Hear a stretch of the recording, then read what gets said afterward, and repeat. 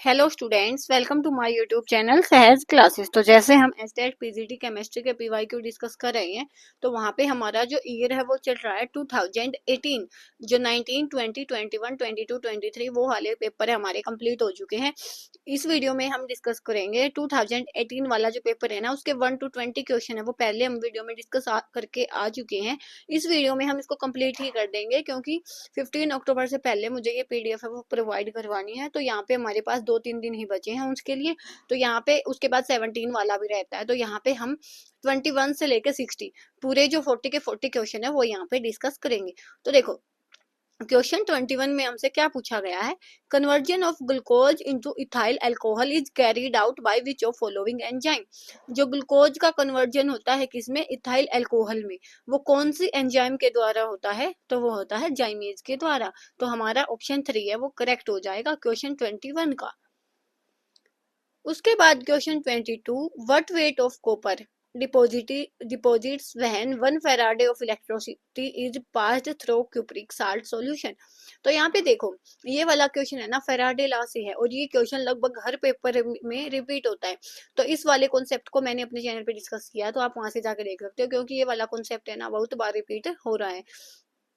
तो क्या पूछा गया यहाँ पे हमसे कि हमने बताना कि कितना वेट होगा कॉपर का जब हमने 1 फैराडे इलेक्ट्रिसिटी का पास किया है किसमें से, क्यूप्रिक साल्ट।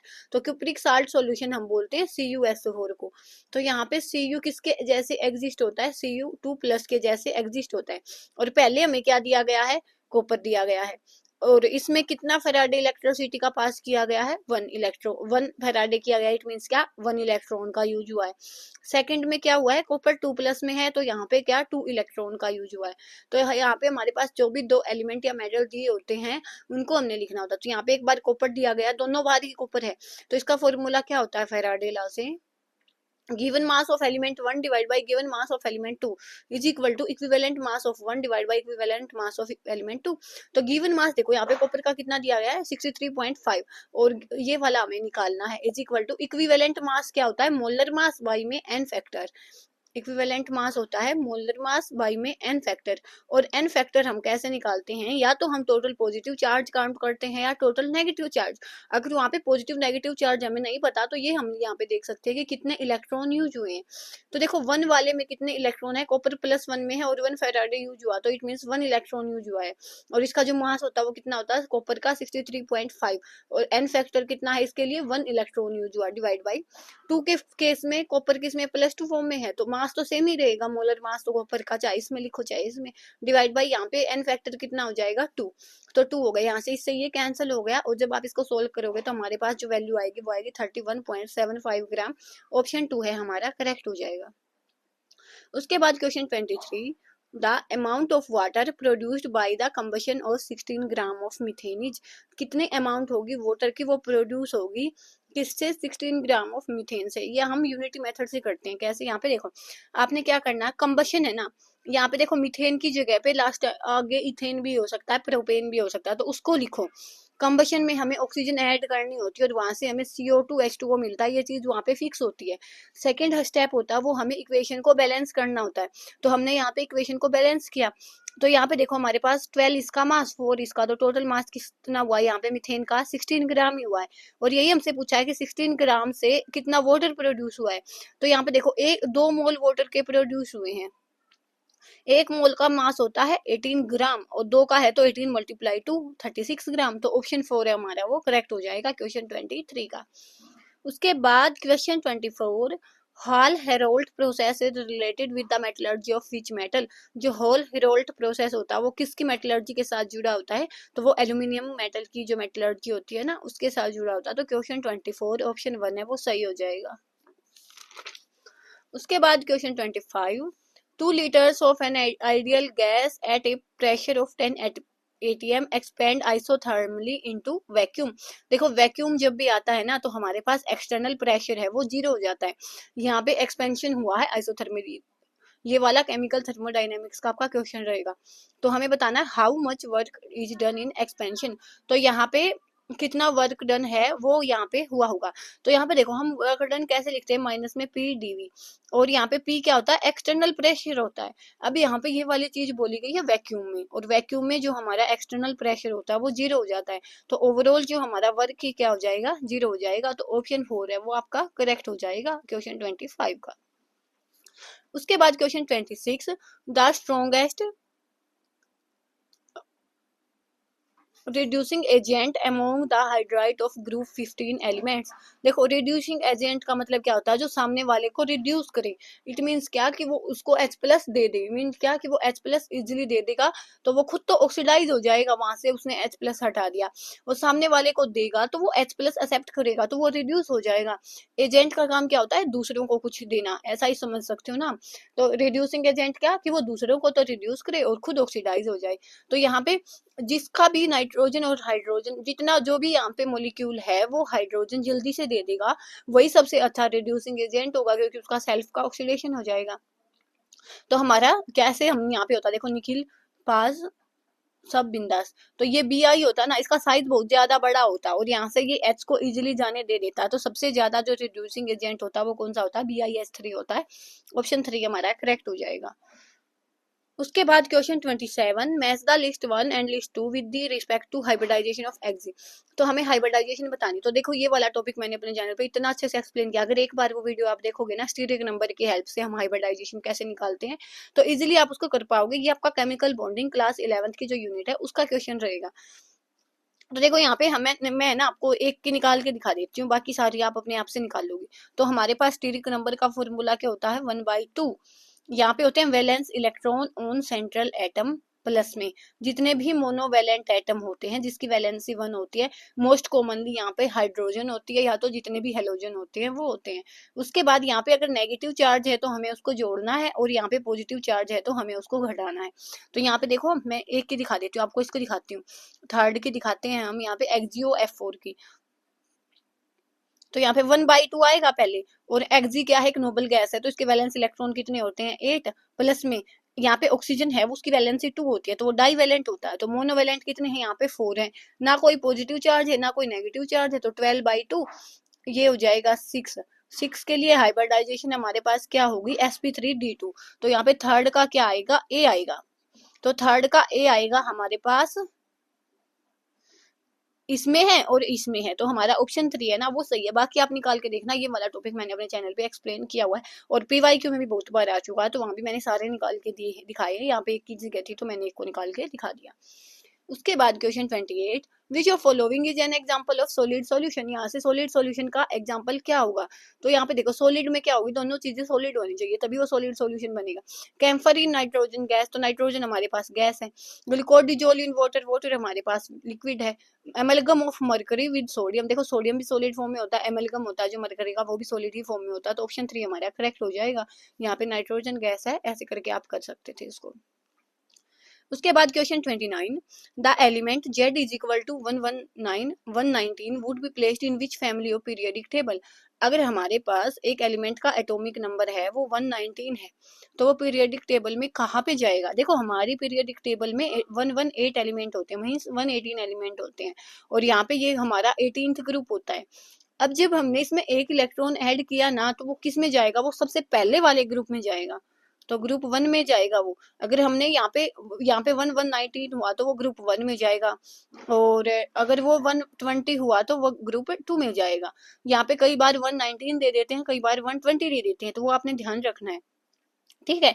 तो यहाँ पे ग्रुप 1 में जाएगा, तो वो हमारे पास ग्रुप 1 2 S ब्लॉक एलिमेंट होते हैं। ग्रुप 1 को हम बोलते हैं एल्कली मेटल, ग्रुप 2 को हम बोलते हैं एल्केलाइन अर्थ मेटल। तो यहाँ पे हमारे पास 19 दिया गया है ना, तो वो फर्स्ट ग्रुप में जाएगा, और फर्स्ट ग्रुप को हम बोलते हैं एल्कली मेटल। तो हमारा ऑप्शन 4 है, ऐसे करके वो करेक्ट हो जाएगा। उसके बाद question 30, which one of following does not exist. इनमें से कौन सा एग्जिस्ट नहीं होता, तो देखो NeF2, Ne क्या होती है, हमारे पास एक नोबल गैस होती है, और ये कॉम्प्लेक्स नहीं बनाती। तो यहाँ पे हमारे पास ऑप्शन 2 है वो करेक्ट हो जाएगा, इसका बॉन्ड ऑर्डर है वो 0 निकल के आएगा। उसके बाद question 31, an example of globular protein. इनमें से ग्लोबुलर प्रोटीन का एग्जाम्पल कौन सा होगा, तो वो हो जाएगा इंसुलिन। तो हमारा क्वेश्चन 31 का ऑप्शन 1 है वो करेक्ट हो जाएगा। उसके बाद question 32, which of the following is a disproportion reaction, इनमें से कौन सी जो रिएक्शन है वो डिस्प्रोपोर्शनेशन रिएक्शन होगी। तो देखो क्रॉस और एल्डोल रिएक्शन होगी, कैनिजारो रिएक्शन होगी, गेटरमैन कोच रिएक्शन होगी, या होफमैन ब्रोमाइड डिग्रेडेशन रिएक्शन होगी। तो कौन सी जो रिएक्शन है इनमें से डिस्प्रोपोर्शनेशन रिएक्शन होगी वो हमें बताना है। तो हमने देखो ये कैनिजारो रिएक्शन है ना बहुत बार पूछी जा चुकी है, और हमने देखा था कि जो कैनिजारो रिएक्शन है उसमें क्या होता है, एक बार हमारे पास जो हम बेंजा एल्डिहाइड लेते हैं तो वो एक तो उसमें क्या होता है वहां पे हमें अल्फा हाइड्रोक्सी कीटोन बनते मिलते हैं। यहाँ पे हमने लिया एल्डिहाइड, बेंजा एल्डिहाइड हमने लिया, तो यहाँ से 2 इमोल इसके लेंगे, तो यहाँ से हमारे पास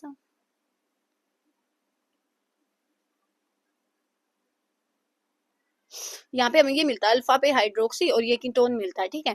तो यहाँ पे देखो हमारे पास ये वाली चीज मिलती है, तो यहाँ पे देखो एल्डिहाइड था, अगर एल्डिहाइड का डिस्प्रोपोर्शनेशन हम किसको बोलते हैं, जहाँ पे ऑक्सीडेशन रिडक्शन एक साथ हो रहा हो। तो यहाँ पे एल्डिहाइड था, एल्डिहाइड का कोहल में बदलना क्या होता है, रिडक्शन होता है, और एल्डिहाइड का कीटोन में बदलना क्या होता है, ऑक्सीडेशन होता है। तो यहाँ पे रिडक्शन ऑक्सीडेशन एक साथ हो रही है, तो ये हमारा ऑप्शन 2 है वो करेक्ट हो जाएगा। उसके बाद question 33, addition of Br2 which of the following gives meso dibromide. Meso dibromide क्या होता है, मीजो का मतलब क्या होता है, वो प्रोडक्ट जिसमें से पीओएस प्लेन ऑफ सिमेट्री हम निकालेंगे ना तो वो वहां पे अच्छे से सुटेबल होगी, मींस जितना हम पीओएस के बाद जो ऊपर बचेगा वो नीचे बचेगा, जो लेफ्ट हैंड बचेगा जो राइट हैंड बचेगा। देखो कैसे देखते हैं इसको। यहाँ पे हमारे पास ऑप्शन 2 करेक्ट है, ट्रांस टू ब्यूटीन। तो यहाँ पे देखो ब्यूट मीन्स क्या, नंबर ऑफ कार्बन इज 4, 1 2, और यहाँ पे देखो ट्रांस दिया गया है तो हम इसको लिखेंगे ऐसे, और ये एच और ये एच। अब हमसे क्या पूछा गया है कि यहाँ पे हमें Br2 डालना है, तो Br2 का एडिशन कैसे होता है, सिस एडिशन होगा यहाँ पे। तो यहाँ पे भी Br और यहाँ पे भी Br, एच एच और ये CH3 और ये CH3। तो यहाँ से जब हमने POS प्रेजेंट किया तो यहाँ पे देखो ऊपर और नीचे दोनों जगह पे सेम है, तो ये हमारा होता है मीजो। मीजो ये किस में होगा, ऑप्शन 2 में हमें मिलेगा, तो ऑप्शन 2 हमारा सही हो जाएगा। उसके बाद question 34, sodium salt of benzoic acid on heating with soda lime gives. वहां पे जब हम सोडियम साल्ट लेते हैं किसका, बेंजोइक एसिड का, मीन CH3COONA लेते हैं बेंजीन पे, तो वहां पे हमारे पास सोडा लाइम के साथ हम रिएक्शन करेंगे तो वहां पे हमें क्या मिल जाता है, बेंजीन मिल जाता है। ये हम किसको बोलते हैं, soda lime NaOH plus COA के पूरे कंबाइन को हम क्या बोलते हैं, सोडा लाइम बोलते हैं। और ये क्या, बेंजोइक एसिड बनाओ पहले।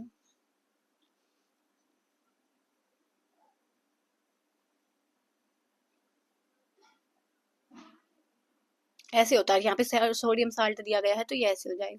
इसमें जब हम सोडा लाइम डालेंगे तो यहाँ पे हमें मिलेगा बेंजीन। तो हमारा क्वेश्चन 34 ऑप्शन 1 है वो सही हो जाएगा।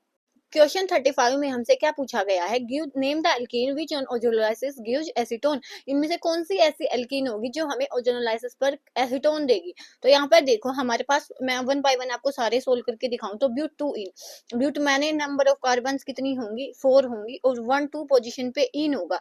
और हमने इसमें ओजोनोलाइसिस में क्या करना होता है, जैसे मैंने आपको बता रखा कि यहाँ से डबल बॉन्ड काटो और दोनों साइड ऑक्सीजन लगा दो, और यहाँ पे देखो ये H और यहाँ पे सेम ऐसा ही प्रोडक्ट हमें यहाँ पे मिलेगा। तो यहाँ पे हमें क्या मिला, ये इथेनॉल मिले दोनों। तो लेकिन हमें क्या चाहिए था, एसीटोन चाहिए था। ऐसे ही अगर ब्यूट 1 इन होता है यहाँ पे, तो यहाँ पे हमें क्या मिलता है, यहाँ पे भी हमें दोनों ही क्या मिलेंगे, कीटोन नहीं मिलेगा हमें यहाँ पे। यहाँ पे भी हमें क्या मिलेंगे, एल्डिहाइड ही मिलेंगे। लेकिन ये वाली चीज देखो 2 3 डाई मिथाइल ब्यूट 2 इन, तो but means number of carbon is 4, और 2 पे 1 2 3 4, 2 पे इन है, और 2 और 3 पे क्या है, मिथाइल है। अब यहाँ से देखो ये वाला बॉन्ड काटो और इसको दोनों साइड डबल बॉन्ड लगाओ, ये ऑक्सीजन लगाओ, तो एक वाला ये बना और सेकंड वाला ये क्या बना, ये हमारा क्या होता है, एसीटोन होता है। तो किसमें हमें सही आंसर मिलेगा, ऑप्शन 3 में हमें सही आंसर मिलेगा। ऐसे आपने इसको करना था। उसके बाद question 36, the reaction to obtain benzaldehyde from toluene by chromyl chloride is. हमें रिएक्शन बतानी है, बेंजा एल्डिहाइड हमें लेना है, मिलेगा किससे, टोल्यून से, CrO2Cl2 की प्रेजेंस में। तो ये वाली रिएक्शन बहुत बार पूछी जाती है, इटार्ड रिएक्शन ये होती है। तो ऑप्शन 3 हमारा राइट हो जाएगा। उसके बाद question 37, the reaction of diazonium salt with aniline give para amino benzene. जो रिएक्शन होती है ना डाइजोनियम साल्ट की एनिलीन के साथ, देखो एनिलीन पहले बनाओ, डाइजोनियम साल्ट ये होता है हमारा डाइजोनियम साल्ट, और यहाँ पे किसके साथ, पैरा पे एमिनो एजो किसके साथ इसकी रिएक्शन करनी है? एनिलीन के साथ। एनिलीन NH2 होता है ना, इसके साथ इसकी रिएक्शन करनी है। यहाँ पे होता क्या है, ये N2+ यहाँ पे रिएक्ट करता है और H यहाँ से इस पे अटैक करेगा और यहाँ से H और यहाँ से Cl, HCl यहाँ से चला जाता है। तो यहाँ पे देखो किसने इलेक्ट्रो क्या किया है, प्लस का चार्ज है ना, तो ये क्या होता है, इलेक्ट्रोफाइल होता है। तो इलेक्ट्रोफाइल ने यहाँ पे अटैक किया है और H यहाँ से जाएगा, ये कनेक्ट हो जाएगा। तो क्या हुआ, ये इलेक्ट्रोफिलिक सब्स्टिट्यूशन हुआ हमारे पास। तो ऑप्शन 4 हमारा करेक्ट हो जाएगा। उसके बाद question 38, the main product of reduction of nitrobenzene in neutral solution of zinc dust and ammonium chloride is. हमें किसका, नाइट्रोबेंजीन का रिडक्शन करना है। यहाँ पे नाइट्रोबेंजीन हमने लेनी है और इसका रिडक्शन करना है जिंक डस्ट और एमोनियम क्लोराइड NH4Cl के साथ। तो यहाँ पे हमें क्या मिलता है, फिनाइल हाइड्रोक्सिल एमीन मिलता है। तो हमारा यहाँ पे मिलेगा NHOH होता है वाला फॉर्मूला होता है इसका, ये वाला हमें मिलेगा। तो ऑप्शन 2 हमारा करेक्ट हो जाएगा। उसके बाद question 39, benzene diazonium fluoroborate heated with aqueous sodium nitrite. Sodium nitrite के साथ हमें हीट करना है इसको कॉपर की परसेंस में। तो हमें क्या मिलेगा, देखो बेंजीन डाइजोनियम, यहाँ पे हमें डाइजोनियम क्लोराइड होता है वैसे हमारे पास, लेकिन यहाँ पे इन्होंने फ्लोरोफोरेट दिया है। तो ये ऐसे हो जाएगा BF4 नेगेटिव, किसकी परसेंस में, सोडियम नाइट्राइट की परसेंस में। तो हमें क्या मिलेगा, यहाँ पे हमें मिलता है नाइट्रो बेंजीन हमें मिलता है। तो हमारा ऑप्शन 3 है वो करेक्ट हो जाएगा।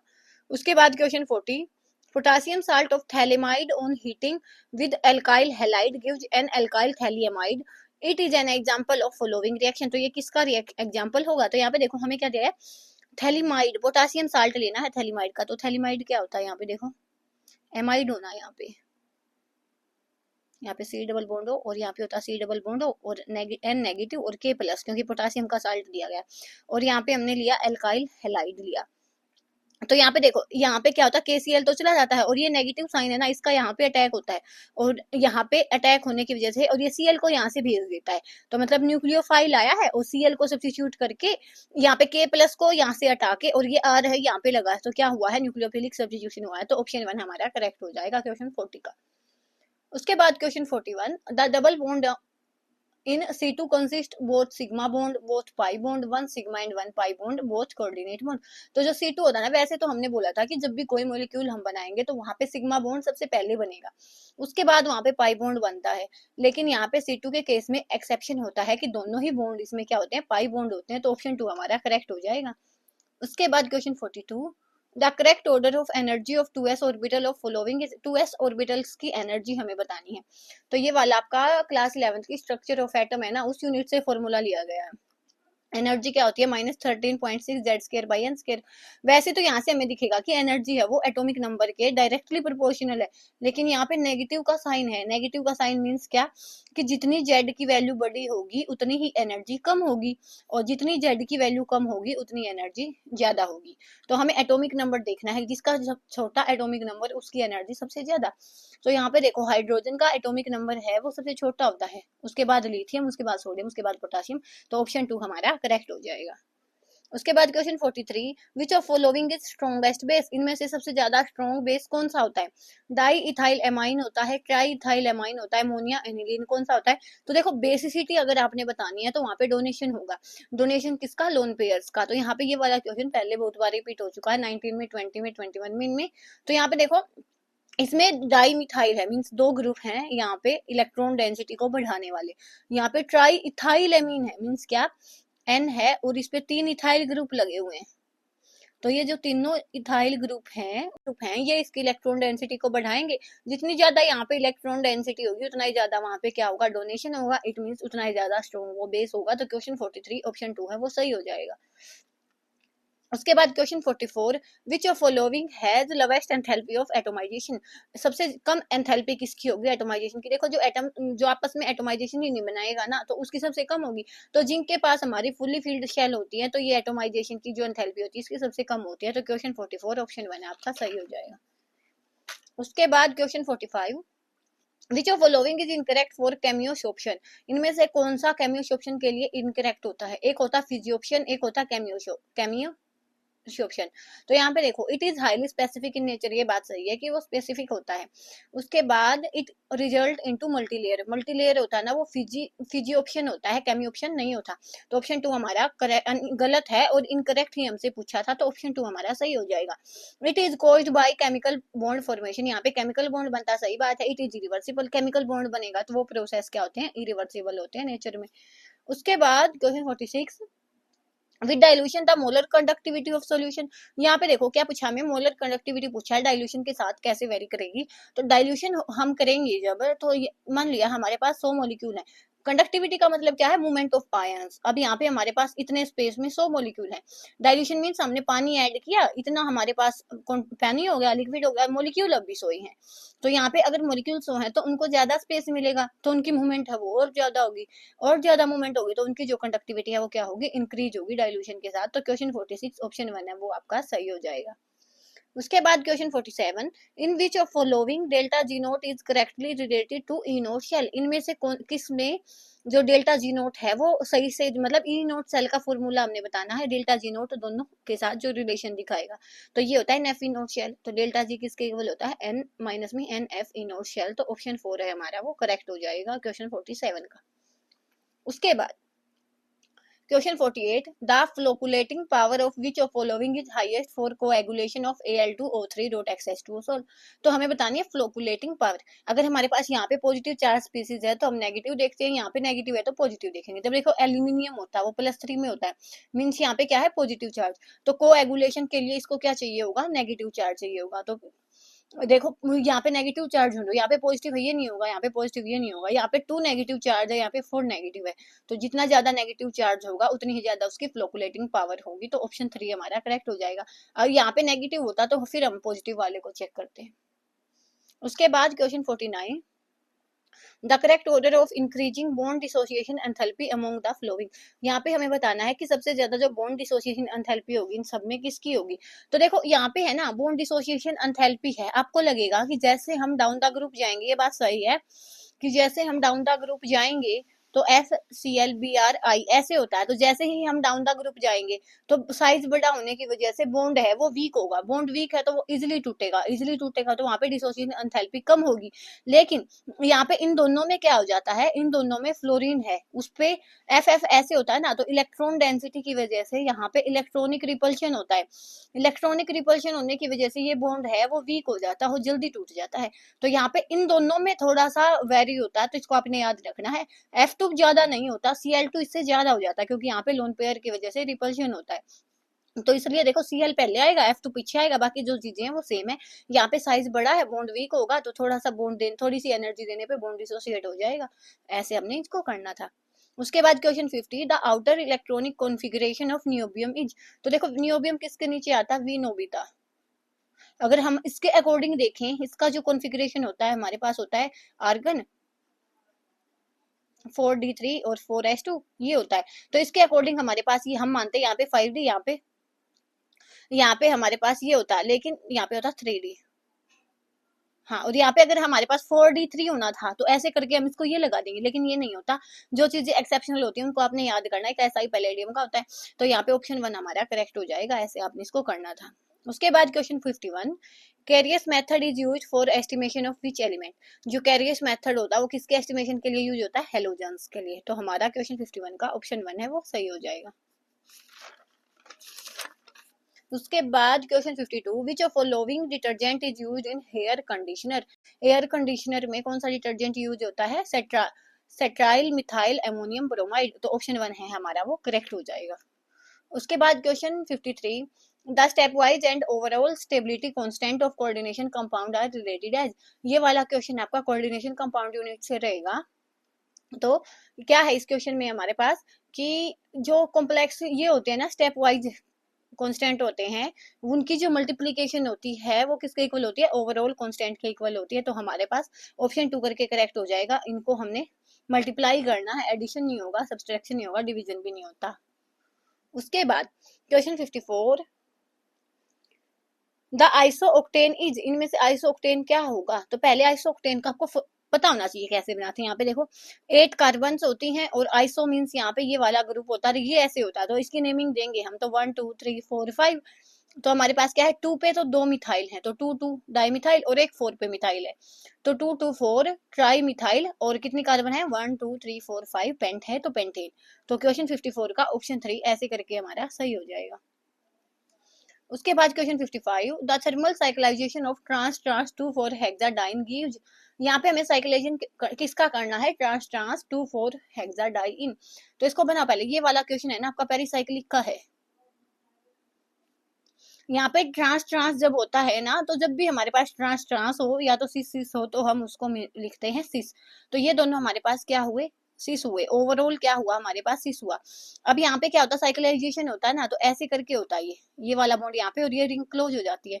इनकी स्टीरियोकेमिस्ट्री हमसे पूछी है, तो यहाँ पे देखो कितने पाई इलेक्ट्रॉन इन्वॉल्व है, 2 पाई, 2 यहाँ से 2 यहाँ से 4 पाई है, और 4 पाई में जब भी हमारे पास हीट देती है तो ये क्या होता है, कौन होता है, किसी से कौन सी से चेंज, तो यहाँ पे स्टीरियो चेंज होती है, पहले यहाँ पे सिस था तो बाद में ये क्या हो जाएंगे, ट्रांस हो जाएंगे, एक अबाउट द प्लेन एक बिलो द प्लेन।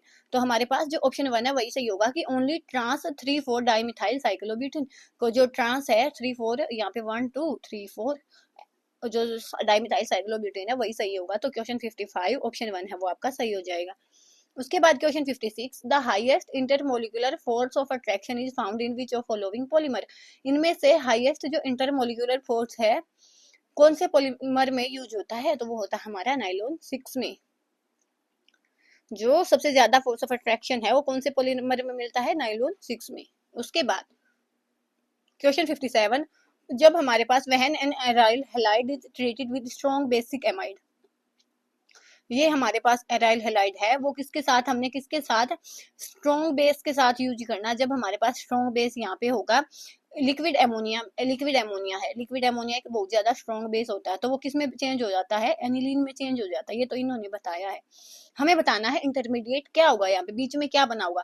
तो देखो ये बेस क्या करेगा, यहाँ पे यहाँ से एच को निकाल लेगा, तो जैसे ही एच को निकाला यहाँ पे क्या आया, नेगेटिव, यहाँ पे इन बॉन्ड को ऐसे दिखाओ, ठीक है, और यहाँ से Cl जाएगा, तो यहाँ पे क्या इंटरमीडिएट बनेगा हमारे पास, बेंजाइन।